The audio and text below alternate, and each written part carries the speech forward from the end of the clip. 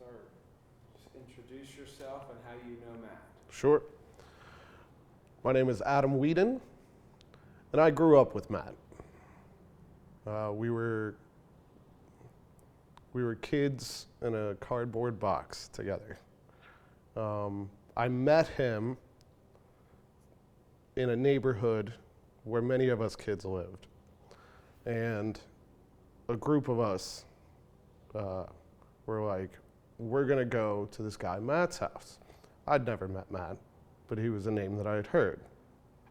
And we walk from one house to another, as you do in these subdivisions. And we get there, and it's about twilight, street lights are starting to come on. Kids are probably supposed to be going home, but we're standing outside of this house, nice little bi-level, unassuming. And we're out there. Somebody had rang the doorbell, but nobody was answering. And then all of a sudden, an upstairs window opens and says, "What do you guys want?" That was how I met Matt. So what were some of the things that you guys did together growing up? Oh, well, it was always, kid level stuff. Some of them would be, skateboarding, or he was always working on cars when we started driving. At one point, we had a mutual friend named Kyle, and we would all kind of hang out at Kyle's house in a detached garage that he had. Perfect place for, 4 teenage boys to cause trouble. And his dad at one point got a pool table. And so from 3 o'clock in the afternoon when school let out till 10 o'clock at night when, we were all supposed to go home, that was what we were doing. We were all playing pool and, wreaking havoc, much to the chagrin of the parents. So you had talked about before we started rolling, the first time like you drank or anything around each other. Oh, well, that tended to appear sporadically and then just became a part of our lives. It wasn't just Kyle's house that we hung out with. Like, they'd end up at my house, they'd end up at, a number of different people's houses. There was, in the neighborhood, there was a specific cul-de-sac where, like, out of maybe 15 kids that all hung out together, like 5 different houses were in this cul-de-sac. So we would end up there a lot.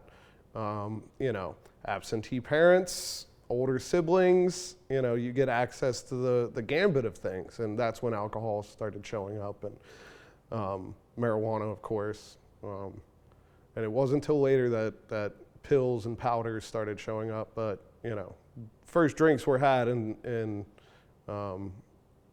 our buddy's older brother in his basement apartment, essentially. That's where all of it started. So as everybody's trying this stuff, experimenting, did you notice any big change in Matt? Not initially, because at the same time we were all young. So it wasn't like we had the wherewithal to be able to tell right away. And as far as drinking goes, he wasn't hitting it any harder than any of the rest of us were at that stage in the game. It was, a means of escape from the humdrum life that we all had. We all had family stuff going on that nobody knew how to talk about. We're talking, early 2000s, late 90s, early 2000s. So literally no one has the language to even discuss these types of things yet. And if you did, you were a pussy. Especially in a group of guys at that age, full of piss and vinegar, that was, what you would hear.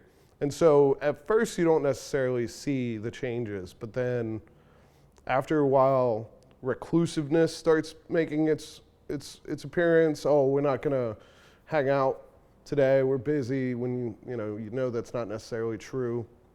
And then you would have different situations. Oh, this guy doesn't like this guy right now, but nobody wants to talk about why. I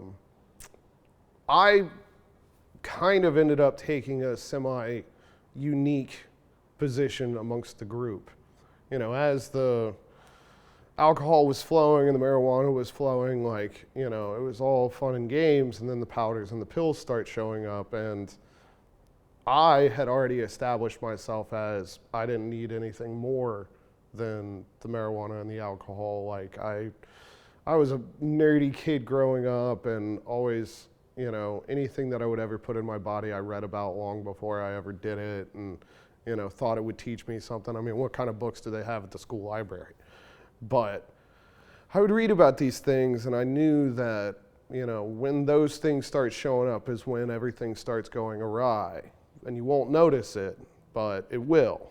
And it wasn't until years later that I could look back and say, oh, that's where it started happening. You know, you would have, you know, friends that, oh, we got these pills, we got these, you know, oh, this guy got coke, or, you know, what have you. And they knew that I wasn't about that. So it became a very, all right, let's not invite him around. Let's not, you know, put it, you know, whether they thought I would be a narc or not, you know, I don't know. But it was that thing of, but we're not going to have it around him because he's not going to want to partake in it.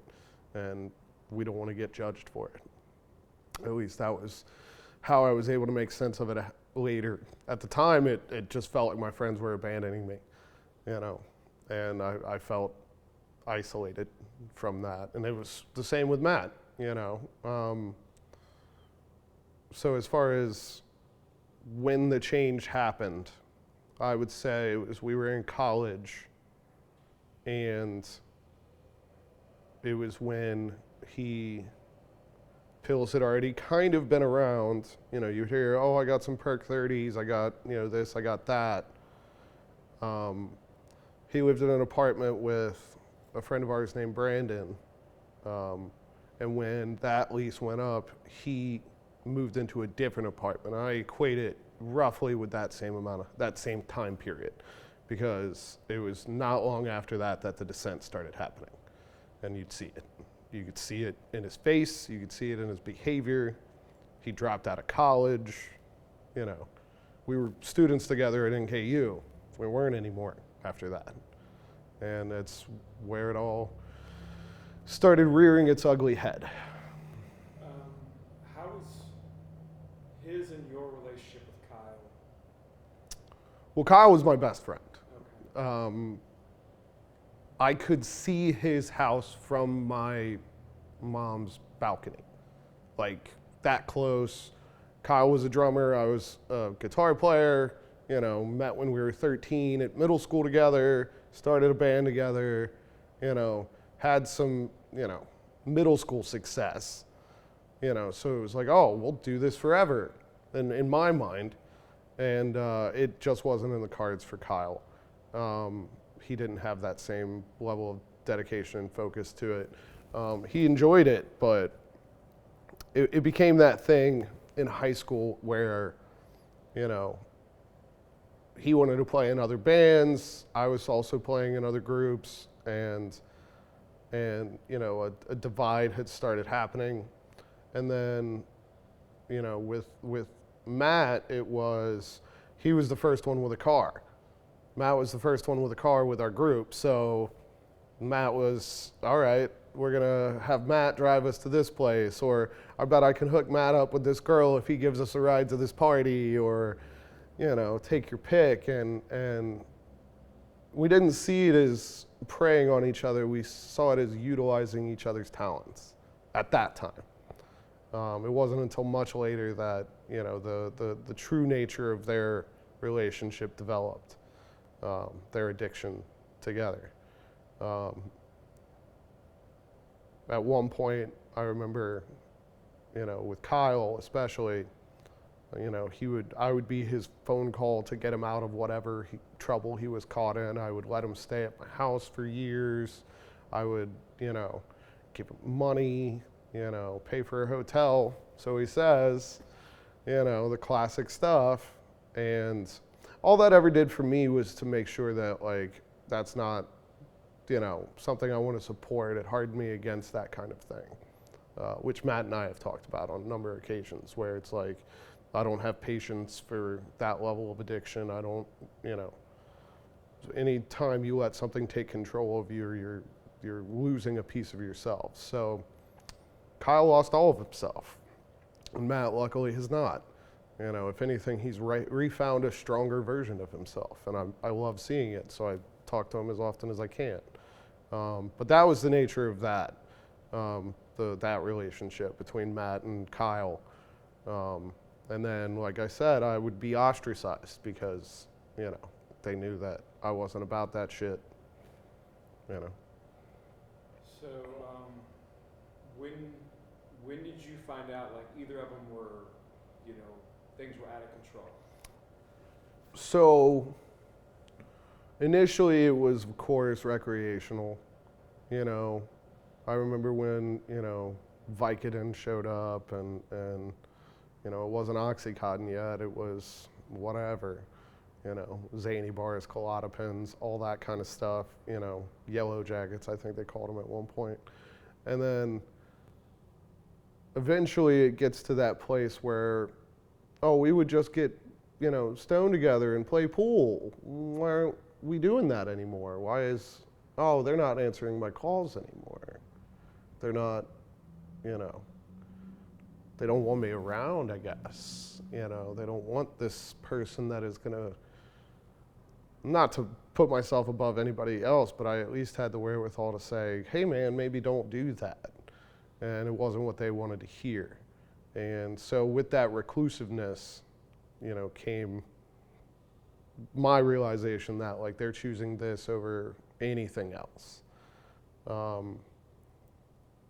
And so it was probably late high school. It's hard for me to pinpoint it because at one point, I was not the best student. I got expelled from high school. We moved away from everybody. And so I finished high school at a completely different school. And so it was during that time, that time where I wasn't there, that I know it strongly took hold. Because I remember at one point, Matt and Kyle would come down and visit me maybe once a year. It's not that far away, but when you're, thinking in small town terms, it's might as well be nations away. And at one point they came down to the house and they come down and, Kyle's talking about, he's got this bag of Coke that they're getting ready to do. And, my position has never changed on that subject. So I was like, okay, well, you guys have fun, thinking it's all fun and games. And then I look at Matt and the nosebleed had started where, you've been doing this all day. Okay, I see that now. And then it forced me in a position where I had to make some choices for myself even, because, maybe I wasn't doing all the hard stuff that they were doing, but, I could smoke weed all day and sit on the couch and not accomplish anything. And I was playing with a group of guys down there. One of them, the drummer, had rich parents, so we were at his house, and Kyle showed up, wanted to smoke a joint out on the back deck at this guy's house, the stranger's house. Mom found out, never played with that guy again, was never invited back. It was that thing of like, okay, you're gonna have to make some choices here and you're gonna have to decide what's more important to you. And this is talking about my journey. Those guys, Matt and Kyle, they made their own choices, and it seemed that, they were heading down a path that I knew I wasn't going to follow, and it wasn't gonna be easy for me to watch. And so, at 18, what do you know about it? You take a step back. Try and trust your friends to make the right choices for themselves. And if they don't, well, then they got life lessons that they have to work through. What can you do? So when did you hear about them trying to make a change, like trying to get away from what they had kind of dug themselves a hole into? Well, the easy one with that one, we'll be talking about Kyle, because, like I said, I was his phone call when he was down and out And literally his dad wouldn't answer his phone calls. None of his siblings would answer his phone calls. You know, his brother kicked him out of his mother's house, you know, because there's that whole story I'm not sure if you're aware of, but, you know, when we were in 8th grade playing music together, Kyle's mom died of a heart attack suddenly. And he could not have been closer to another person. And so that's where his path veered off. And, you know, he was constantly looking for something to fill that void. And his older brother ended up with her house. When Kyle turned 18, he got half of a life insurance policy. So he's got this bag of money now and a budding drug addiction. It was gone in a year, all that money. It was about 50 grand, if I remember correctly. But it was that thing of like, okay, you know, when time came for him to try and get better, I was always a phone call. And I was always there. I told him this on several occasions. I was always there to try and make him better. I'm not going to enable you. I had to learn later what enabling actually entailed and found out that I wasn't as good at it as I thought I was, but it was that thing of like, you know, I need help. Okay, I'm here to help you. If that's what you actually want, I'm here to help you. And, you know, he tried several times to get it together and figure it out, and ultimately couldn't. Matt, you know, I imagine was a similar situation. You know, I stopped hanging out with Matt or hearing from Matt after that apartment that he started going down the rabbit hole in. It was around that time that I was like, okay, this is not the life that I'm trying to lead, and I've got to look out for myself. You know, honestly, if he needed me, I wanted him to know that I was there for him, but I couldn't hold his hand through the thing. You know, and as it is with most people, you know, these guys aren't the only drug addicted people that I know, whether in recovery or in active addiction, and they never want the help that they actually need. They want what they think is the help. And you can try to do that and fail, or you can steadfastly say, this is the only help you can get from me, and then wait to hear from them again. And that's you know, what my experience with their initial attempts at becoming sober were. You know, and anybody in recovery will tell you it's never just once. You know, there's always, you know, they say it all the time, relapse is a part of it. And, you know, through my own personal journey and through friends that I've gotten to witness, that's obviously a part of it, but you have to come back to it. You have to come back to one. And I've been lucky. I've had music and the work that I do to like hold me to a standard. So anytime that felt like it was falling off because of anything that I was doing, I could always go to like, well, you're not playing as well as you used to. Maybe figure that part out first and then move forward from there. And so when, you know, at one point, and I've had this conversation with Matt, it was kind of embarrassing. I had an apartment. I was doing okay. I made some money. You know, I'm living on my own, not borrowing money off of your parents like every kid does for the first, you know, however long it takes to get some footing. I finally was in a spot. I wake up one morning and I get a phone call from Matt. Now, I have not heard from Matt in years, better part of a decade probably. And as soon as I see his number, I'm like, oh God, what's he gonna want? Is he gonna want money? You know, the last time I had talked to Kyle before that, he had begged me to let him stay at my house, and I had to tell him no, because the last time I let him do it, he took my car. He brought it back, but he was gone for 3 hours to go get milk. You know, pick a thing, everybody's going to be familiar with that.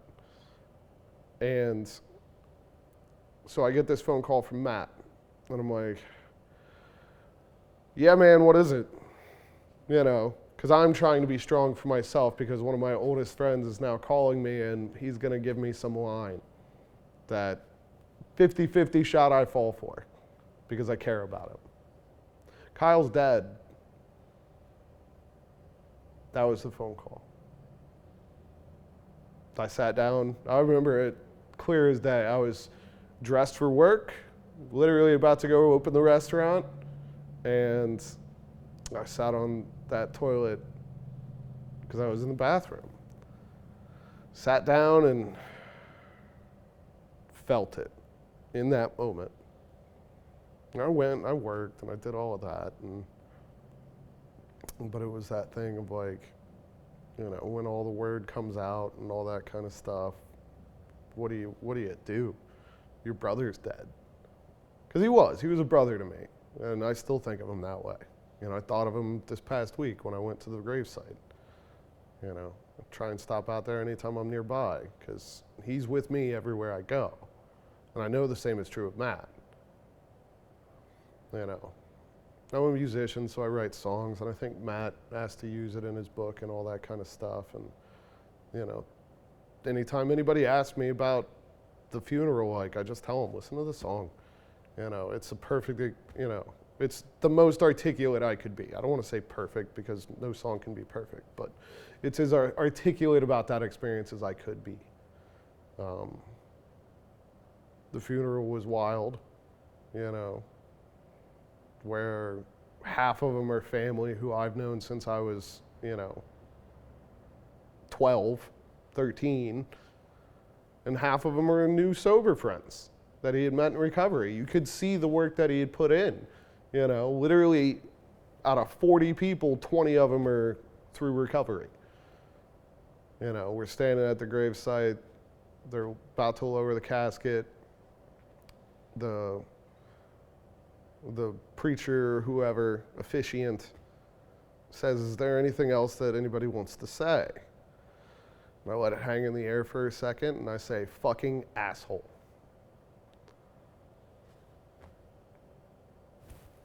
What else do you say?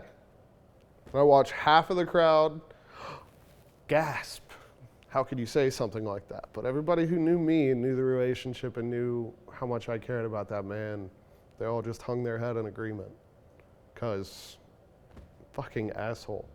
And then me, Matt, and Caitlin was a long-time old girlfriend, but also a long-time friend of Kyle, very close. If there was anyone closer to him than family, it would have been her. And we three were the last to leave the gravesite that day. We just stood there, commiserating with each other, crying, barely holding it together, So that was what rekindled the relationship I have with Matt, that phone call, because as hard as it was for Kyle to get sober, and I'm sure Matt to get sober too, I know that was a kick in the ass for Matt.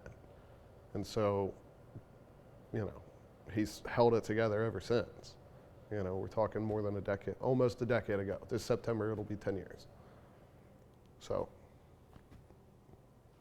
What kind of changes have you seen in Matt since that period of time? Oh, just massive changes. There's very few people I know in my life who are as determined and focused as Matthew Peterson. He has become a very crucial element in my own personal life. I would like to think that I pay him back, but there's, no certainty that I am. I do what I can for the friends that I care about, and he's probably top of that list. It's night and day.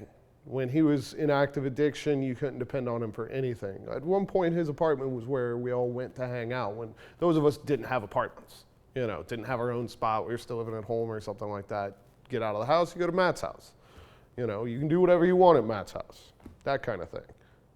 And I look at him now and he's an adult. He's a dad, he's, you know, an entrepreneur, he, you know, works hard at everything he does, he's dedicated to his children, like, he's literally the night and day image of what I remembered him. When I answered that phone call, I remembered him in the dark.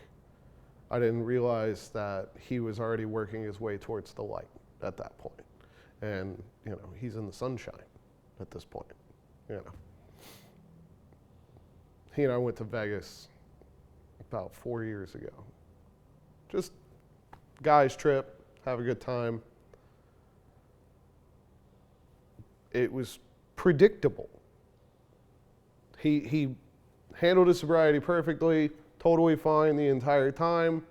I mean predictable in a good way, not in a, oh, I found him in a dark alley doing something terrible.